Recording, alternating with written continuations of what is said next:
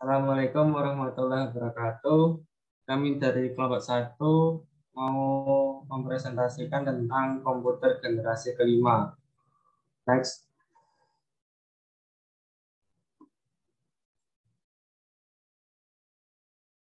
Kelompok 1 anggotanya saya Ahmad Robiroto Rifanto, yang kedua ada Goldi Praba, yang ketiga ada Hikam Arifudin, yang keempat ada Nafaldi Firdiawan, dan yang kelima ada Radix Alvino. Next.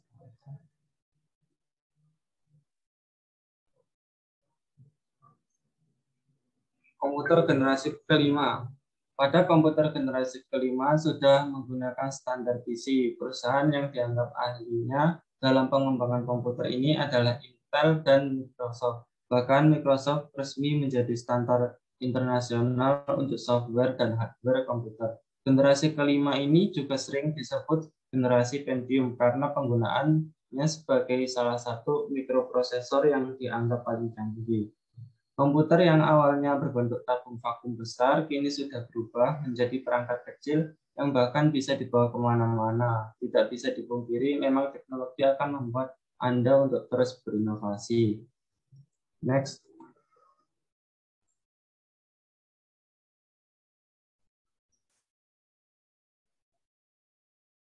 Komponen dan memori.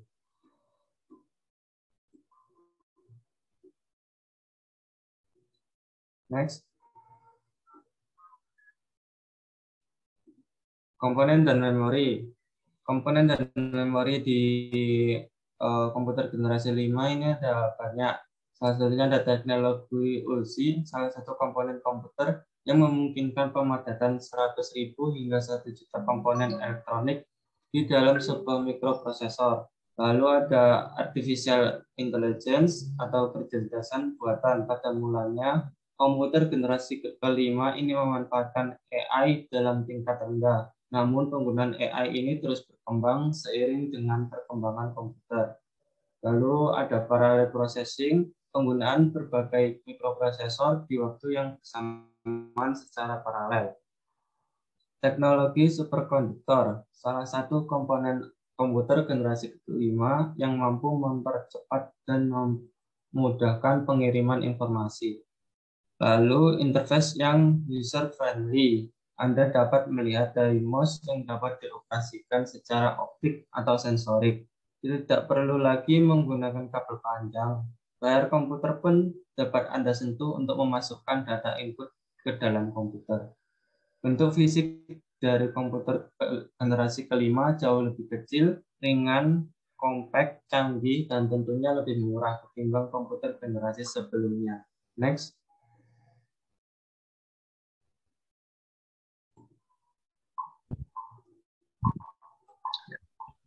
Kapasitas dan kecepatan I/O.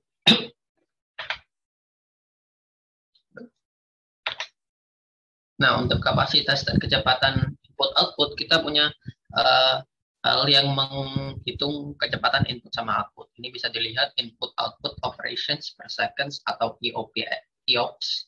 IOPS adalah pengukuran kinerja input-output yang digunakan untuk mengkarakterisasi perangkat penyimpanan komputer seperti hard disk drive (HDD) atau solid state drive (SSD) dan jaringan area penyimpanan seperti SAN.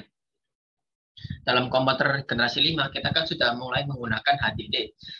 HDD versi awal ini biasanya mempunyai sekitar 40 IOPS dan seiringnya teknologi berkembang sampai sekarang HDD itu juga bisa sampai 180 IOPS atau ada yang juga mencapai 200 IOPS.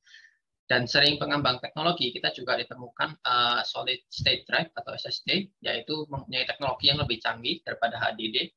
Karena IOPS dari suatu SSD dapat memulai dari 3.000 sampai 40.000 IOPS yang sangat jauh dari HDD kecepatannya, tapi setiap model dari SSD itu sangat bervariasi dan ada juga SSD yang memberikan IOPS sampai ratusan ribu atau jutaan. Prosesor Intel berdasarkan generasi. Next. Prosesor Intel berdasarkan generasi yang pertama yaitu Nehalem. NeHa5 adalah generasi pertama dari prosesor Intel. Prosesor generasi ini menggunakan teknologi fabrikasi 45 mm dan menggabungkan komponen kontrol RAM DDR3 ke dalam chip prosesor. Lalu yang kedua, Sandy Bridge adalah generasi kedua dari prosesor Intel Processor. Intel Processor ini dibuat dengan teknologi fabrikasi 32 mm yang artinya lebih ringkas dan lebih efisien dibandingkan pendahulunya. Prosesor generasi Sandy Bridge membawa fitur baru, yaitu dibenamkannya pengolah grafis atau GPU ke dalam prosesor i3. Yang ketiga, Ivy Bridge merupakan generasi ketiga dari prosesor Intel. Perubahan yang paling mencolok dari prosesor generasi ini adalah pemanfaatan teknologi fabrikasi 22 mm yang jauh lebih efisien dibanding pendahulunya. Prosesor generasi ketiga ini juga membawa dukungan port USB 3.0 dan payah 3.04 Haswell, merupakan generasi keempat dari prosesor Intel. Peningkatan yang dimiliki oleh prosesor generasi ini adalah grafik GP yang lebih kencang. Selain itu, kecepatan prosesor juga ikut ditingkatkan hingga bisa mencapai di atas 3,4 GHz.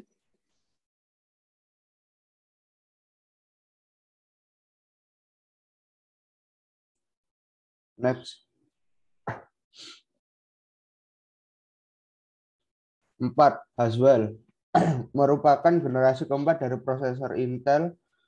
Peningkatan yang dimiliki oleh prosesor generasi ini adalah grafik GPU yang lebih kencang.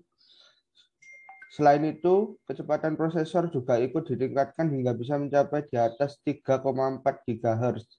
Arsitektur fabrikasi yang digunakan Haswell masih sama seperti Ivy berisi, yaitu 22 mm. 5.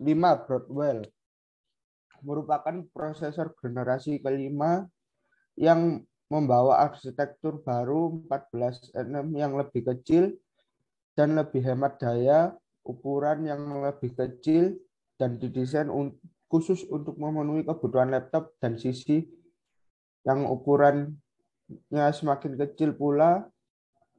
Walaupun lebih kecil, namun performa prosesor bisa mencapai 20% lebih baik dari generasi sebelumnya. 6. Skylake. Skylake adalah prosesor generasi ke-6 dari Intel Processor. Ini masih menggunakan teknologi fabrikasi 14nm seperti generasi kelima Intel, meningkatkan performa prosesor dengan menyertakan teknologi Steve. Alhasil, kecepatan prosesor generasi Skylake bisa mencapai 50% lebih tinggi dari generasi sebelumnya dan tetap hemat daya. Prosesor Intel Skylake juga menyediakan dukungan streaming video, menjaga kualitas 4K UHD.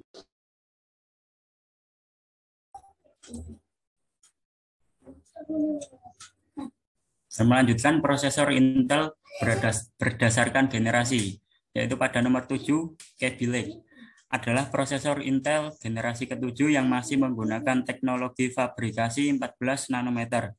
Sama seperti dua generasi sebelumnya, peningkatan yang ada di generasi ini adalah kecepatan prosesor N12% lebih baik dibanding Skylake prosesor, yang memungkinkan kamu menikmati hiburan multimedia yang lebih baik, kemampuan grafis game lebih baik, dan tentunya streaming video 4K lebih lancar. Nomor 7 ada Kaby Lake adalah prosesor generasi ke-8 dan ke-9 yang membawa optimasi dari prosesor generasi Kaby Lake. Beberapa prosesor generasi ke-8 dan ke-9 Intel ada yang masih menggunakan fabrikasi 14 nanometer dan beberapa model prosesor mobil lain menggunakan fabrikasi 10 nanometer yang lebih canggih dan efisien. Selain itu, beberapa model prosesor Kaby Lake juga dibekali jumlah lebih banyak dan kecepatan tinggi, hingga lebih dari 5,0 GHz. Dan yang terakhir adalah Intel Gen 9. Generasi prosesor terbaru Intel tahun Gen resmi diluncurkan detail spesifikasinya. Intel mengatakan bahwa kini fokus baru utama mereka berada dalam 3 segmen utama, yaitu konten kreator, sehingga ada 3 kelas, yaitu 1. Prosesor Intel mainstream desktop CPU 9 TH Gen ini. Lini terbaru prosesor Intel X Series Core i3 Intel Xeon W3175X. Demikian presentasi dari kelompok 1.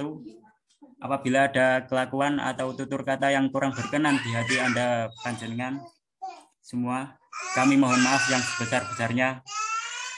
Kelompok 1 pamit undur diri. Wassalamualaikum warahmatullahi wabarakatuh.